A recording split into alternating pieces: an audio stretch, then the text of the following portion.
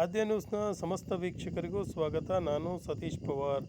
ಚನ್ನಗಿರಿಯ Siddhasiri multi state multipurpose cooperative society limited ವಿಜಯಪುರದ ವತಿಯಿಂದ ಚನ್ನಗಿರಿ ಪಟ್ಟಣದಲ್ಲಿ ನೂತನ ಶಾಖೆಯನ್ನು 213ನೇ ನೂತನ ಶಾಖೆಯನ್ನು ಆರಂಭಿಸಲಾಗಿದ್ದು, ನೂತನ ಶಾಖಾ ಉದ್ಘಾಟನಾ ಕಾರ್ಯಕ್ರಮವನ್ನು ಮಾಜಿ ಸಂಸದರಾದಂತಹ GM ಸಿದ್ದೇಶ್ವರರವರು ಉದ್ಘಾಟನೆಯನ್ನು ಮಾಡಿದರು. ಈ ಸಂದರ್ಭದಲ್ಲಿ ಕಾರ್ಯಕ್ರಮವನ್ನು ಕುರಿತಂತೆ ಮಾತನಾಡಿದರು. ಕಾರ್ಯಕ್ರಮದ ದಿವ್ಯ ಸಾನ್ನಿಧ್ಯವನ್ನು ಚನ್ನಗಿರಿ ತಾಲೂಕಿನ ತಾವರೆಕೆರೆ ಶಿಲಾಮಠದ ಡಾಕ್ಟರ್ ಅಭಿನವ ಸಿದ್ಧಲಿಂಗ ಶಿವಾಚಾರ್ಯ ಸ್ವಾಮೀಜಿಗಳು ಹಾಗೆಯೇ ಚನ್ನಗಿರಿ ಹಿರೇಮಠದ ಕೇದಾರಲಿಂಗ ಶಿವಶಾಂತವೀರ ಸ್ವಾಮೀಜಿಗಳು ವಹಿಸಿ ಆಶೀರ್ವಚನವನ್ನು ಸಹ ನೀಡಿದರು. ಕಾರ್ಯಕ್ರಮದಲ್ಲಿ ತುಮ್ಕೋಸ್ ಅಧ್ಯಕ್ಷರಾದಂತಹ HS ಶಿವಕುಮಾರ್ ಹಾಗೆಯೇ ಸಂಸ್ಥೆಯ Siddhasiri multi state multipurpose cooperative society ಲಿಮಿಟೆಡ್ನ ಅಧ್ಯಕ್ಷರಾದಂತಹ ರಾಮನಗೌಡ B ಪಾಟೀಲ ಯತ್ನಾಳ ಹಾಗೆ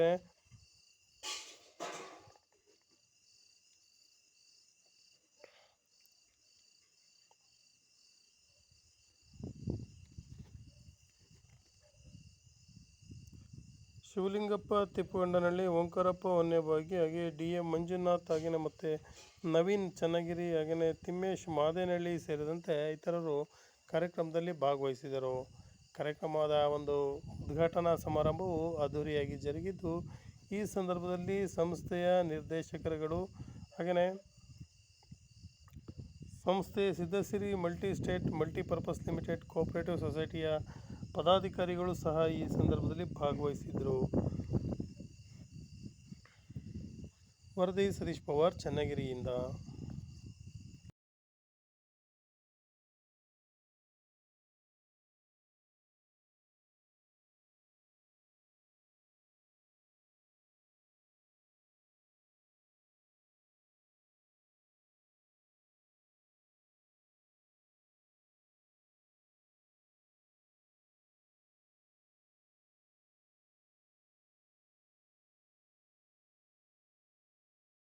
ಮಲ್ಟಿಪರ್ಪಸ್ ಕೋಆಪರೇಟಿವ್ ಅಂತ ನಾವು ಮಲ್ಟಿ ಸ್ಟೇಟ್ ಮಹಾರಾಷ್ಟ್ರ, ಆಂಧ್ರ ಮತ್ತು ಗೋವಾ ರಾಜ್ಯದಲ್ಲಿ ಬ್ರಾಂಚ್ ಮಾಡಬೇಕಂತ ಇದನ್ನು ಕನ್ವರ್ಟ್ ಮಾಡಿದೆವು.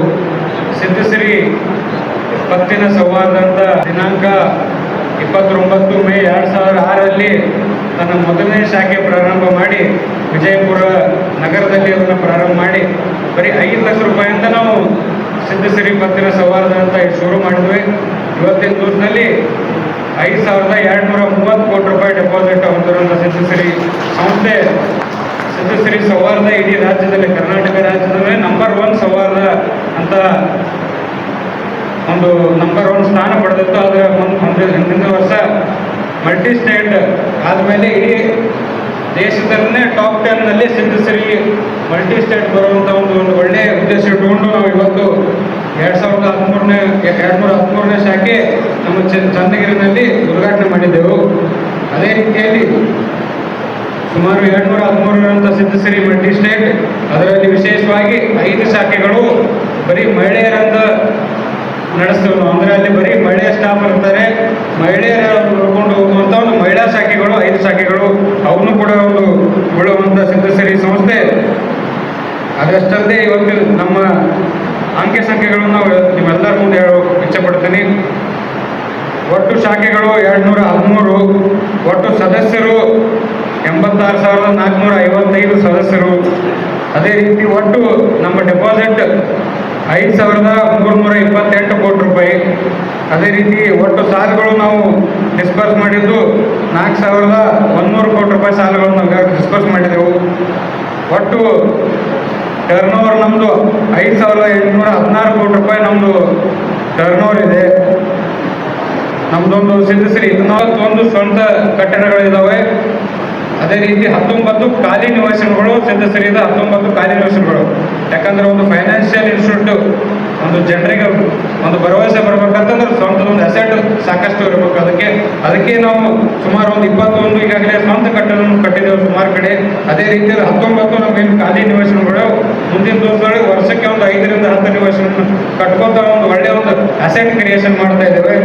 ಅದೇ ರೀತಿಯಲ್ಲಿ ನಮ್ಮದು ಸಿದ್ಧಸಿರಿ ಬರೀ ಕ್ರೆಡಿಟ್ ಸೊಸೈಟಿ ಇಲ್ಲ, ಮಲ್ಟಿಪರ್ಪಸ್ ಸೊಸೈಟಿ ಇರೋದ್ರ ಕಾರಣ ಬರೀ ಲೋನ್ ಅಷ್ಟೇ ಅಲ್ಲ, ಅದರ ಜೊತೆಗೆ ಸಾಕಷ್ಟು ಅದರ ನಾವು ಸರ್ವಿಸಸ್ ಕೊಡ್ತೇವೆ. ಅದರಲ್ಲಿ ಇ ಸ್ಟ್ಯಾಂಪಿಂಗ್ ಕೇಂದ್ರಗಳಿದಾವೆ, ಸುಮಾರು 22 ಇ ಸ್ಟ್ಯಾಂಪಿಂಗ್ ಕೇಂದ್ರಗಳಿದಾವೆ. ಅದೇ ರೀತಿಯ ಭಾರತೀಯ ಪ್ರಧಾನಮಂತ್ರಿ ಜನ ಔಷಧಿ ಕೇಂದ್ರಗಳು, ನಮ್ಮ ಪ್ರಧಾನಮಂತ್ರಿ ನರೇಂದ್ರ ಮೋದಿ ಅವರ ಒಂದು ನೇತೃತ್ವದಲ್ಲಿ ಸುಮಾರು ಒಂದು ದೇಶದಲ್ಲಿ ಒಳ್ಳೆಯ ಒಂದು ಔಷಧ ಕೊಡಬೇಕಂತ ಪ್ರಧಾನಮಂತ್ರಿ ಔಷಧ ಕೇಂದ್ರವನ್ನು ಪ್ರಾರಂಭ ಮಾಡಿದರೆ ಅವರು ಕೂಡ 3 ನಮ್ಮ ಔಷಧ ಕೇಂದ್ರಗಳಿದ್ದಾವೆ. ಅದೇ ರೀತಿಯಿಂದ ಇಂಡಿಯನ್ ಆಯಿಲ್ನ 2 ಇಂಧನ ಕೇಂದ್ರಗಳು ಸಿದ್ಧಸಿರಿಯಿಂದ ವತಿಯಿಂದ ಇದ್ದಾವೆ. ಅದೇ ರೀತಿಯಿಂದ ನಮ್ಮ ಭಾಗದಲ್ಲಿ ಸಾಕಷ್ಟು ದ್ರಾಕ್ಷಿ ಬೆಳೀತಾರೆ. ಆ ರೈತರಿಗೆ ಹೆಲ್ಪ್ ಆಗ್ಲಿಕ್ಕೆ ಸಲುವಾಗಿ ನಾವು ಸಿದ್ಧಸಿರಿ ಕೃಷಿ ಕೇಂದ್ರಗಳಂತ ಒಂದು 5 ಕೃಷಿ ಕೇಂದ್ರಗಳಿದ್ದಾವೆ. ಅದೇ ರೀತಿಯಿಂದ ದೇಶದಲ್ಲೇ 4ನೇ ಅತಿ ಹೆಚ್ಚು ಇಥನಾಲ್ ಮಾಡುವಂಥ ಒಂದು ಘಟಕ ಇದೆ ಚಿಂಚೋಳಿ ಕಲಬುರಗಿಯಲ್ಲಿ. ದಿನಕ್ಕೆ ಸಂಸತ್ ಸದಸ್ಯರಾಗಿ ಮಂತ್ರಿ ಆಗಿತ್ತು, ನಮ್ಮ ತಂದೆರ ಅವರ MP ಆಗಿತ್ತು, ನಂದಿಗೂ ಕೂಡ ಅವರು ಸಂಸತ್ ಸದಸ್ಯರಾಗಿದ್ದರು. ಬಹುಶಃ ಬಹಳ ಕಾರ್ಯಶೀಲಿಯಾಗಿ ಕೆಲಸ ಮಾಡುವಂಥವ್ರು ಒಬ್ಬ ವ್ಯಕ್ತಿಯವರು. ಇವತ್ತು ನಾನು ಅವರ ಊರಿಗೆ ಹಲವಾರು ಸಾರಿ ಹೋಗಿದ್ದೀನಿ, ಬಹುಶಃ ಗೋಶಾಲೆಯಲ್ಲೂ ಕೂಡ ನೋಡಿದ್ದೀನಿ. ಅವ್ರು ಯಾರ್ಯಾರು ಎಲ್ಲೂ ಮಾಡಿಲ್ಲ, ಅಂತ ಒಂದು ಅದ್ಭುತವಾದ ಗೋಶಾಲೆಯನ್ನು ಮಾಡಿದ್ದಾರೆ. ಸಾವಿರಾರು ದೇಶೀಯ ಇವತ್ತು ಸ್ತ್ರೀಗಳಿಗೆ ಮಾತಾಡಿದ್ರು ಅಂತಲ್ಲ, ಅವ್ರು ಸ್ಟ್ಯಾಟಿಸ್ಟಿಕ್ಸ್ ಹೇಳ್ತಾ ಇದ್ರು. ಸೊಸೈಟಿ ಓಪನ್ ಆಗಿರೋದು 2006ನೇ ಇಸ್ವಿಯಲ್ಲಿ, 20 ವರ್ಷ ಆಗಿದೆ. 20 ವರ್ಷದಲ್ಲಿ 5200 ಕೋಟಿ ಡೆಪಾಸಿಟ್ ಇಡೋದು ಬ್ಯಾಂಕ್ ಬೆಳೆಸಿದ್ದಾರೆ ಅಂತ ಹೇಳಿದ್ರೆ ನೋಡಕ್ಕೆ ಸಿಕ್ಕ ಕಾಣುತ್ತೆ. ಆದ್ರೆ ಕುತ್ಕೊಂಡು ಮಾಡಿದಾರಲ್ಲ ಅವ್ರ ಸಾಧನೆ ಏನು ಅಂತ ಹೇಳ್ಬಿಟ್ಟು ಅವ್ರಿಗೆ ಮಾತ್ರ ಗೊತ್ತು ನನಗೆ ಅನಿಸ್ತಾ ಇದೆ ಬಂಧುಗಳೇ. ಯಾಕೆಂದ್ರೆ ಸಾಧನೆ ಅಂದ್ರೆ ಅಷ್ಟು ಅಲ್ಲ. ಯಾವಾಗಲೂ ಕೆಲಸ ಸಾರಿ ಹಿಂಗೆ ಬಂದು ಹೋಗ್ಬಿಡ್ತೀವಿ ಒಂದ್ಸರಿ ಅಧ್ಯಕ್ಷರು, ಭಾಳ ಸಲ ಅಧ್ಯಕ್ಷಗಳು ಅಂತ ಹೇಳಿದ್ರೆ ಏನಾಗುತ್ತೆ ಅಂದ್ರೆ ಒಂಥರ ಫ್ಯಾನ್ಸಿ ಬಂದೊಂದು ಶೋ ಪೀಸ್ ಥರ ಕುತ್ಕೊಂಡು ಹೋಗುವಂಥ ಮಾಡ್ತಾರೆ. ಶೋ ಪೀಸ್ ಥರ ಕುತ್ಕೊಂಡ್ರೆ ಈ ಥರ ರಿಸಲ್ಟ್ ಬರಲ್ಲ. ಅವರು ಕೂಡ ಒಬ್ಬರು ಅಧ್ಯಕ್ಷ ಆದರೂ ಫುಲ್ ಟೈಮ್ ಕೆಲಸ ಮಾಡ್ಕೊಂಡು ಫುಲ್ ಟೈಮ್ ಏನು ರೆಮಿಡಿ ಮಾಡ್ತಾರೆ ಆ ಮಟ್ಟಕ್ಕೆ ಬೆಳೆದಾಗ ಮಾಡಿದ್ರೆ ಮಾತ್ರ ಈ ಸೊಸೈಟಿಗಳು ಈ ಮಟ್ಟಕ್ಕೆ ಬೆಳೆಯೋಕ್ಕೆ ಸಾಧ್ಯ ಇದೆ. ಬಿಟ್ಟರೆ ಇಲ್ಲದ್ರೆ ಸುಮ್ಮನೆ ಬಂದು ಭಾಷಣ ಮಾಡದೆ ಹೋದರೆ ನಾನು 5 ವರ್ಷ ಅಧ್ಯಕ್ಷ ಆಗಿದ್ದೆ ಅಂತ ಆಗುತ್ತೆ. ಪ್ರಾಬ್ಲಿ ನಮ್ಮ ತುಮಕೂರು ಕೂಡ ನಿಮ್ಗೆಲ್ಲರಿಗೂ ಕೂಡ ಗೊತ್ತಿದೆ. 2005ರಲ್ಲಿ 20 ಕೋಟಿ ಟರ್ನ್ ಓವರ್, ಈ ಸರಿ 2800 ಕೋಟಿ ಟರ್ನ್ ಓವರ್. ಇದೆಲ್ಲರೂ ಕೂಡ ಯಾಕೆ ಹೇಳ್ಕೊಂತಿದ್ದೀವಿ ಅಂತ ಹೇಳಿದ್ರೆ, ಸಾಧನೆ ಅನ್ನೋದು ಸಾಧಕರಿಂದನ ಶ್ರಮದಿಂದ ಬರುವಂಥದ್ದು. ಸುಮ್ಮನೆ ನಾವು ಕುತ್ಕೊಂಡು ಮಾತಾಡಿದ್ವಿ ಕಾಲ ಕಳೆದ್ವಿ ಅಂತ ಹೇಳಿದ್ರೆ ಇದೆಲ್ಲ ಸಾಧ್ಯ ಆಗದೇ ಇರುವಂಥದ್ದು. ನಿಜವಾಗ್ಲೂ ಕೂಡ ನಾನು ಇವತ್ತು ಮಾಡಬೇಕು ಅಂತಂತೇಳಿ ಇಷ್ಟೊಂದಿನ ಭಾಷಣ ಮಾಡ್ತಾ ಇದ್ರು, ಅವನಾಗಲೇ ಅವರೆಲ್ಲ ಮಾಡಿಬಿಟ್ಟಿದ್ದಾರೆ. ಒಂದು ನಾವು ಅಡಿಕೆದೆಲ್ಲ ಸರಿಯಾಯಿತು. ನಂತರ ದಿನಗಳಲ್ಲಿ ಸೂಪರ್ ಮಾರ್ಕೆಟ್ ಅಂತ ಮಾಡಕ್ಕೆ ಹೊರಟ್ವಿ, ಅದು ಆಯ್ತು. ಬ್ರ್ಯಾಂಡ್ ಫಂಡ್ ಎಕ್ಸ್ಟೆಂಡ್ ಮಾಡಿದವರಾಗಲಿ ಅದು 20 ಸೂಪರ್ ಮಾರ್ಕೆಟ್ ಮಾಡ್ತೀವಿ. ಕಾಫಿ ಸೊಸೈಟಿ ಲಿಮಿಟೆಡ್ ವಿಜಯಪುರದ ಎಲ್ಲ ಅಂಕಿ ಸಂಖ್ಯೆಗಳನ್ನು ಈಗಾಗಲೇ ಕೊಟ್ಟಿದ್ದಾರೆ. ಇವತ್ತು ನಾವು 20 ವರ್ಷದ ಹಿಂದೆ ನಮ್ಮ 3000 ಮಠದ ಪೂಜ್ಯರು ಹಾಗೂ ಗದಗಿನ ಪೂಜ್ಯರ ಒಂದು ಅಮೃತ ಹಸ್ತದಿಂದ ಈ ಒಂದು ಸಂಸ್ಥೆಯನ್ನು ಪ್ರಾರಂಭ ಮಾಡ್ತೀವಿ. 20 ವರ್ಷದಲ್ಲಿ ಒಂದು ದಾಖಲೆಯ ರೀತಿಯಲ್ಲಿ ಇವತ್ತು ಕರ್ನಾಟಕದಲ್ಲಿ ಸೌಹಾರ್ದ ಕಾನೂನಿನ ಅಡಿಯಲ್ಲಿ ನಾವು ರಿಜಿಸ್ಟ್ರೇಷನ್ ಆಗಿದ್ವಿ. ಈಗಾಗಲೇ ನಮ್ಮ ಶಿವಕುಮಾರ್ ಅವರು ಹೇಳಿದಂಗೆ ಕರ್ನಾಟಕದಲ್ಲಿ ಭಾಳಷ್ಟು ಜನ ತೊಂದರೆ ಕೊಡ್ಲಕತ್ತಾರೆ. ನಮ್ಮದೊಂದು ಸಕ್ಕರೆ ಕಾರ್ಖಾನೆ ಇಥನಾಲ್ ಫ್ಯಾಕ್ಟ್ರಿ ಮಾಡಿದ್ವಿ ಅಂತ ಸಕ್ಕರೆ ತಯಾರು ಮಾಡೋದಿಲ್ಲ ಅಲ್ಲಿ. ನಾವು 100ಕ್ಕೆ 100 ಇಥನಾಲ್ ತಯಾರು ಮಾಡ್ತೀವಿ. ಸುಮಾರು ಒಂದು ದಿವಸಕ್ಕೆ 5000 ಟನ್ ಕಬ್ಬು ನುಡಿಸುವಂಥ ಸಾಮರ್ಥ್ಯ, ಸುಮಾರು 1100 ಟನ್ನು ಮೆಕ್ಕೆಜೋಳ, ಸುಮಾರು 1000 ಟನ್ ಅಕ್ಕಿ. ಅಂದರೆ ಪ್ರತಿ ದಿವಸ 4.5 ಲಕ್ಷ. ಅಂದರೆ ಕಬ್ಬಿನ ಸುಗ್ಗಿಯಲ್ಲಿ, ಕಬ್ಬಿನ ಸೀಸನ್ದಲ್ಲಿ ಕಬ್ಬಿನ ಸುಗ್ಗಿ ಮುಗಿದ ತಕ್ಷಣ ಮೆಕ್ಕೆಜೋಳ ಮತ್ತು ಅಕ್ಕಿ, ಈ ರೀತಿ 12 ತಿಂಗಳು ನಡೆಯುವಂಥ ಒಂದು ಇಥನಾಲ್ ಫ್ಯಾಕ್ಟ್ರಿಯನ್ನು ಅತ್ಯಂತ ಈ ರಾಜ್ಯದ ಕೊನೆಯ ಪಟ್ಟಿಯಲ್ಲಿ ಬರುವಂಥ ಏನು ನಮ್ಮ ಡಾಕ್ಟರ್ ನಂಜುಂಡಪ್ಪನವರ ವರದಿಯಲ್ಲಿ ಈ ರಾಜ್ಯದ ಅತ್ಯಂತ ಕೊನೆಯ ಹಿಂದುಳಿದ ತಾಲೂಕು ಯಾವುದಪ್ಪ ಅಂದರೆ ಚಿಂಚೋಳಿ. ಅಲ್ಲಿ ನಾವು ಒಂದು ಸಕ್ಕರೆ ಕಾರ್ಖಾನೆಯನ್ನು ಪ್ರಾರಂಭ ಮಾಡಿದ್ವಿ.